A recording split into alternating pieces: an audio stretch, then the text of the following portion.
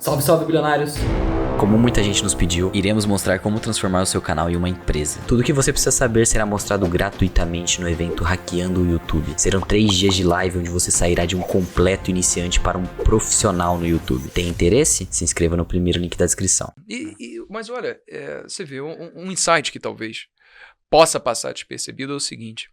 Quando a gente vê os governantes, que a gente vive numa democracia, né? Hoje, como você falou tão claramente, 80% da população não é favorecida economicamente, elas têm que se preocupar muito mais, às vezes, no que comer do que em buscar a educação. Então, a gente sabe que são as massas que elegem os governantes. Tudo bem, esse é um modelo justo, porque é o governo da maioria. Por outro lado, o que acontece é que a gente acaba se deparando também com pessoas que querem o dinheiro no final do mês. Em quem é que você vai votar? Eu vou votar quem foi me dar os R$200 do auxílio emergencial. Putz, cara, mas vamos lá. Você vai votar numa pessoa que vai imprimir dinheiro para botar no teu bolso. Legal.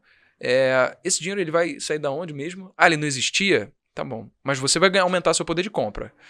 Pela lei da oferta e da procura, se você aumenta o seu poder de compra nessa população que você falou que 80% consome bens básicos e sobrevivência, o que vai acontecer no preço dos bens básicos e sobrevivência? Subir. Eles vão subir. Então, esse extrato gigantesco da população que de repente é beneficiada pelos auxílios e medidas populistas trazidas pelos governantes que mesmo esse público elegeu, vai fazer o quê, cara? Vai aumentar os preços das coisas que mais importam para elas. Então, quem vai ser os mais prejudicados? Elas mesmas. No longo prazo, todo mundo fica mais pobre. No curto prazo, eles têm um falso sentimento de que, eu votei na pessoa certa. Mas no longo prazo, o que acontece? Se você projeta de 1994, quando teve o Plano Real, para cá, a gente teve uma inflação acumulada de mais de 550%. No real, aqui no Brasil. A inflação do dólar nesse mesmo período foi de 70%. O que isso mostra, cara? A gente entrou num ciclo vicioso onde o governo ele quer dar medidas benefícios populistas para a população reelegê-lo e depois ele tem que criar soluções para os problemas que ele mesmo causou. Porque a inflação corrói o poder de compra das pessoas que mais precisam de dinheiro. O que acontece? O governo chega, vamos aumentar o salário mínimo. O que isso faz? Prejudica as empresas que às vezes têm uma folha já amarrada e não pode. Fala, caraca, eu vou ter que demitir gente aqui, porque eu não consigo pagar com esse aumento, arcar com esse aumento. E o que vai acontecer? Vai ter mais desemprego, vai ter mais gente sem renda, você tem um aumento dos preços e menos renda para a população. O que acontece? Cara, é crise, mano. Por isso que a iniciativa privada ela é o maior driver de transformação do nosso país.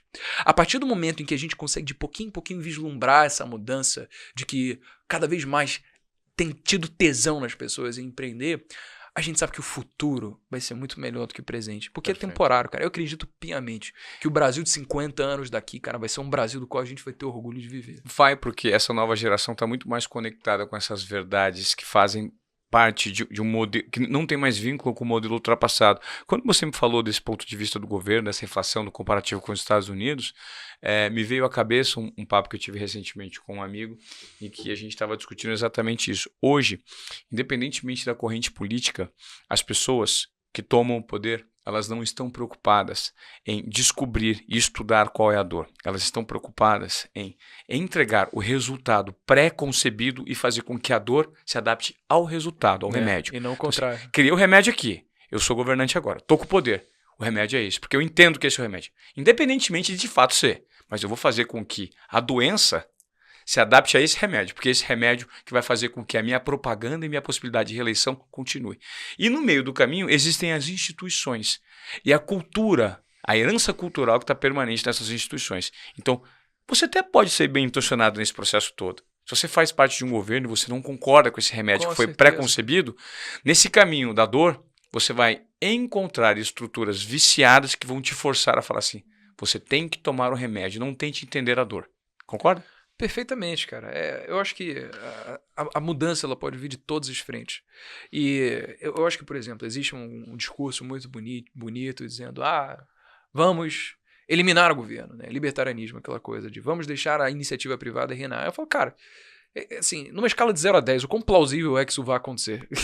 Então, pode ser que é um modelo tão utópico quanto o comunismo, por exemplo. Todo mundo vai ter igualdade e tal.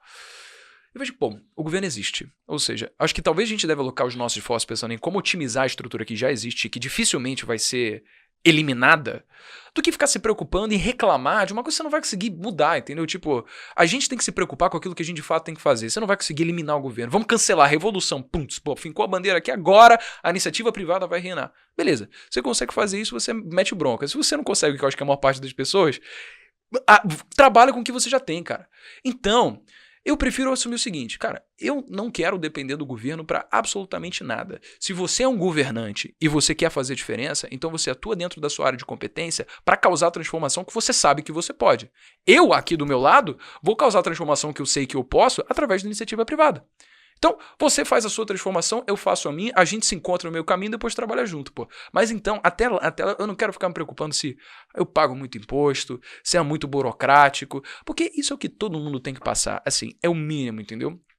Como existe um caminho de muita construção do que dá para melhorar no nosso país ainda, eu sei que o principal, eu tenho que jogar o jogo que todo mundo já jogou. Não faz sentido reclamar com coisa que a gente sabe que não vai poder mudar no curto prazo. A gente pode trabalhar para que lá na frente, aí sim, a gente consiga criar uma percepção do coletivo de que a estrutura é falha e que pode ser otimizada. Mas isso é um trabalho em conjunto que requer todos os agentes atuando.